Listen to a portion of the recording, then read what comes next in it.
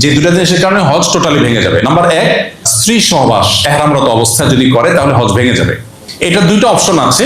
একটা হলো যে আরাফায় অবস্থানের আগে এহরাম করার পর হজ এবং ওমরার মধ্যবর্তী যে সময়টা আছে তামাত্তু হজকারীর জন্য ওই সময় সবকিছু হালাল, সো ওইটা ভিন্ন বিষয়।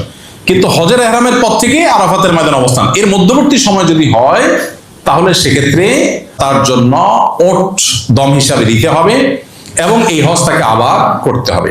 আবার যদি এর পরে হয়, আরাফাত অবস্থানের পরে হয়, ফরজ তওয়াফের আগে হয়, তাহলে সেক্ষেত্রে দম দিতে হবে এবং হজ আবার করতে হবে।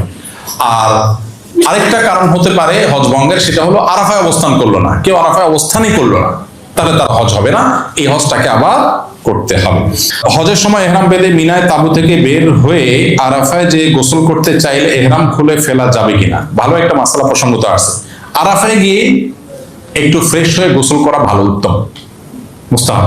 বিশেষ করে আপনার অনেক ভিড় থাকে, গরম থাকে, ফ্রেশনেসের জন্য দরকার হয়, কিন্তু সেখানে গোসলের ভালো কোনো ব্যবস্থাপনা নাই। শুধু টেপ আছে, কিছু বালতি বা টুকটাক কিছু পাবেন বোতল, এগুলো দিয়ে বসে সবার সামনে গোসল করতে হবে।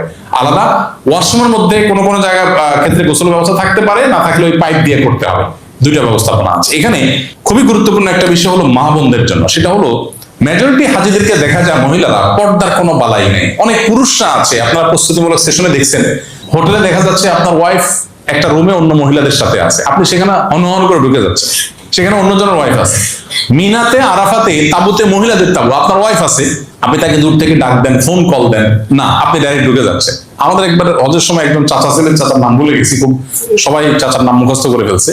চাচা একটু পরপর চাচিরে ডাকেন, একটু পরপর চাচিরে ডাকেন, ডাকেন চাচা, দূরের থেকে ডাকেন না, চাচা ভিতরে ঢুকে যায়, কোনোভাবে চাচা ঠেকানো যায় না। মানে এটার জন্য বহুত আইন মোকদ্দমা করেও শেষ পর্যন্ত ঠেকানো যায় না বেচারাকে, কোনোভাবে সে নিয়ন্ত্রণই করতে পারে না। ওখানে তো মিনা মুজদালিফাতে স্বামী স্ত্রী একসাথে কোটিপতি হলেও থাকার কোনো সিস্টেম নাই, আলাদাই থাকতে হয়। তো এখানে মা বোনরা অনেকে পর্দা বুঝেন না, অনেক পুরুষরা পর্দা বুঝেন না। পর্দা না বুঝলে আপনি হজ করার মানে কি দাঁড়াবে, এই জন্য পর্দাটা আমাদের বোঝা উচিত। 20 এপ্রিল আমার ফ্লাইট, আমার স্ত্রীও আমার সাথে যাচ্ছেন।